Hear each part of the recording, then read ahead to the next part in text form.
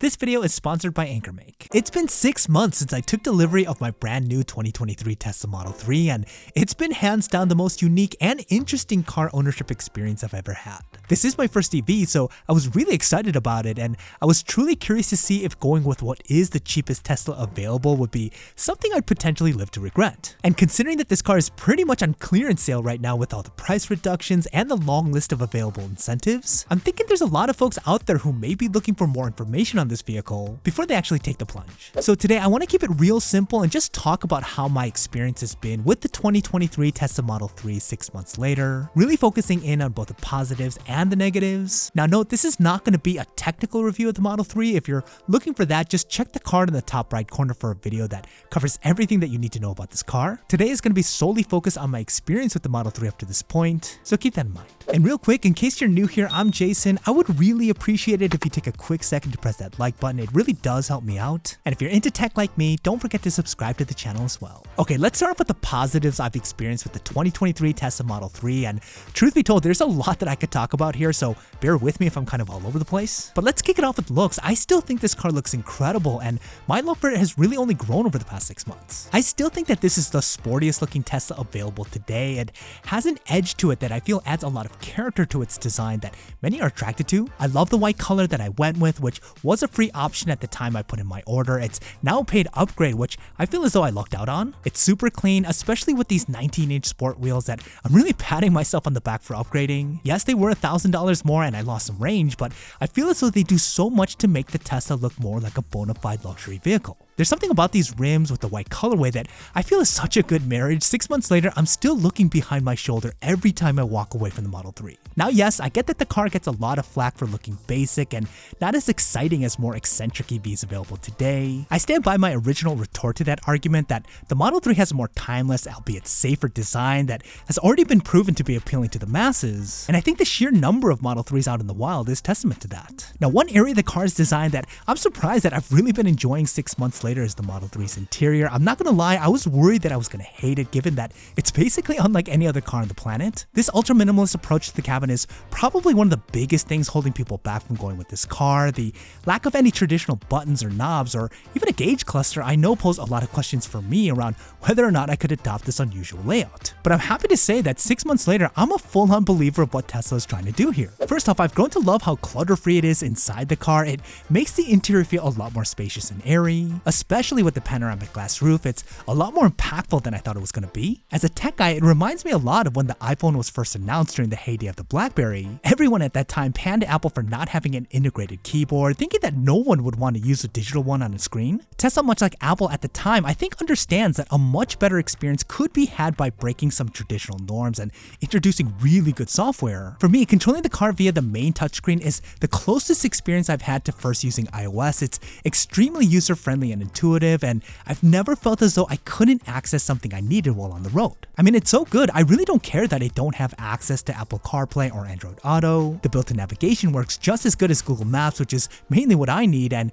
it has the added benefit of being able to quickly and accurately take you to the nearest supercharger, which is particularly important when taking the Model 3 on an extended ride. Plus, with the lack of all the other bells and whistles, Tesla crammed in a ton more into its software to give riders a unique experience. Having access to Netflix and YouTube has come in clutch when we're out shopping for furniture in IKEA and my kid and I definitely don't want to go in. I also set up my MyQ garage door integration on my Model 3, and it's awesome because it automatically opens and closes my garage whenever I pull in or out of the driveway. It's pretty sweet. So at the end of the day, 6 months later, I'm pleasantly surprised at how much I've not only adapted to this minimalist design, but how much I now prefer it to the more typical approach. Though it comes off intimidating, I'm convinced that those who actually give it a try will ultimately feel the same way. Now, a big part of why owning a Tesla is fun is because all of the accessories that are out there for their vehicles. Like, check out this coaster that I have here with the Tesla logo, or this simple but really effective charge lock to prevent someone from unplugging your car while charging at a level 2 station like ChargePoint chargers, or this really nice cable organizer for my mobile charger so it doesn't become a tangled mess. And what's made these accessories exponentially more fun is the fact that I actually made these myself all at home using this 3D printer. This is the newest 3D printer by AnkerMake. It's the AnkerMake M5C, and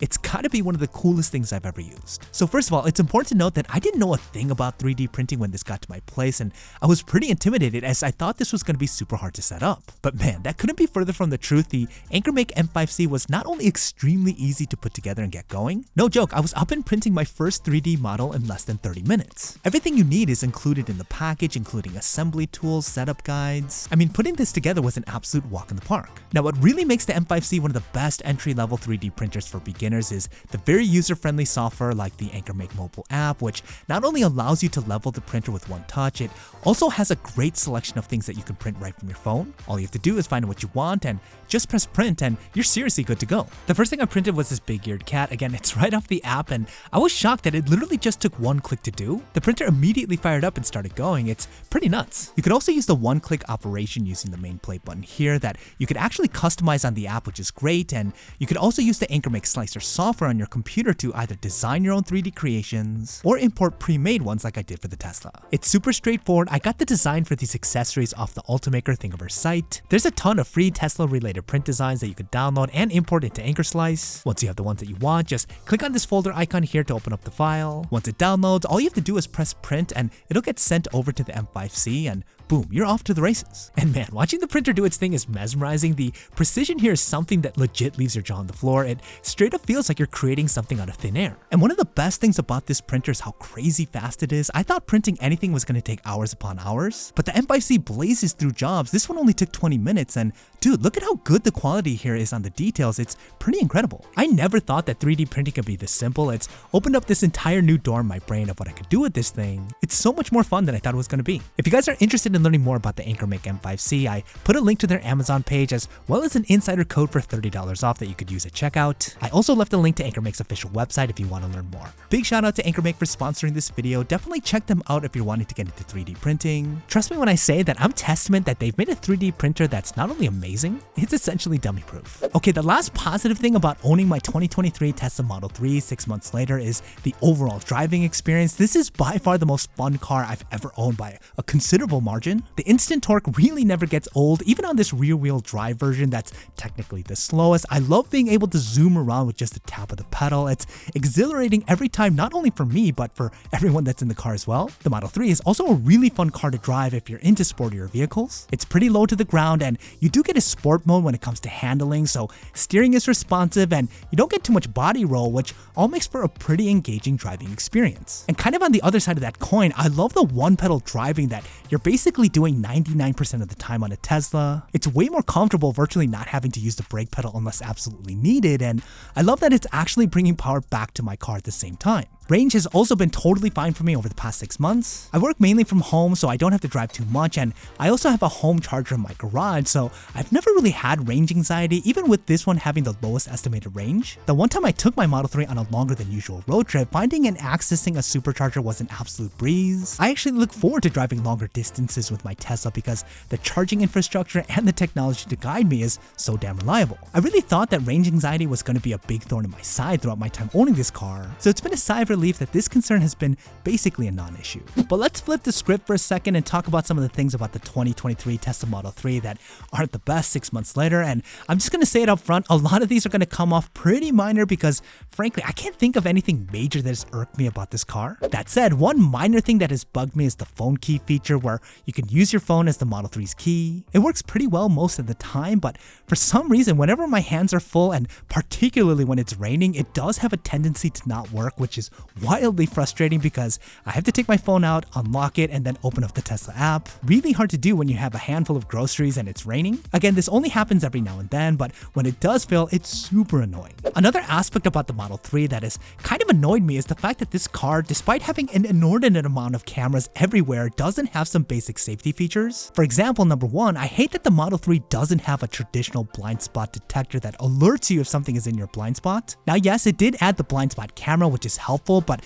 I kind of wish the car would just give me some kind of warning when my blinker is on and there's a car in my blind spot. The other frustration that I have to talk about is exclusive to the newer 2023 Tesla models, and that's the lack of any ultrasonic sensors, a feature that Tesla took out and replaced with Tesla Vision, which is their software-based safety suite using only the car's cameras. And after using this vision-based park assist for a few months now, it's just not as accurate nor as easy to trust as the old school sensors. The 360 view is a nice idea, but most of the time the readings are not exactly clear here and they're kind of jumping all over the place. It's really hard to understand just how close you really are to something. I'm hoping that this gets more reliable over time, but for the here and now, it's definitely not the best. And the last thing about the 2023 Tesla Model 3 that hasn't been the best, this again really is a nitpick here because it's not too bad, but here I'm talking about the car's ride quality. Tesla uses a basic coil suspension that is a bit rough when going over potholes or any other bumps or uneven surfaces. This has been a criticism against this car for many years now, and for me, the discomfort is likely made worse with my choice of going with the larger wheels. Now, to be fair, I thought this issue was going to be considerably worse. I thought driving around in this thing was going to be super loud and uncomfortable, but I think Tesla has made some noticeable improvements in this area since the car first launched in 2017, and even though it's not going to ever ride like the Lexus I drove before this, it's not anywhere near unbearable in my opinion. So overall, I think it's fair to say that I've really enjoyed my 2023 Tesla Model 3 way more than not, given the disparity between the pros and the cons. I really think it's the best value EV that you can get in the market right now, especially as it's still currently eligible for the full $7,500 EV tax credit. 6 months later, I'm still finding every excuse to take the Model 3 out for a spin. There's still a lot more testing to come over time, but it's truly unlike any other car I've ever had. But hey, that's just me, and I want to know what you guys think. What do you guys think about the Tesla Model 3? Are you as big of a fan as I am, or is it a hard pass? Curious to get your thoughts. Let me know what you guys are thinking in the comments down below. And if you guys are interested in learning more about the Model 3 or the very popular Model Y, check out these videos here. They're going to help you be as informed as possible.